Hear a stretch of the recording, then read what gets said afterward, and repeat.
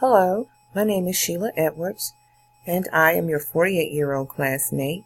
Yeah, that's right, 48 years old. I decided to go back to school to get my degree in social work.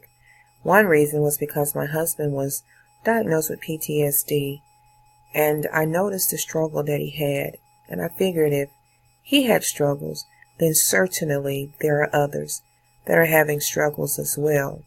I did also realize that once the patient is diagnosed with PTSD, then the family member that's living with that patient is also living with PTSD.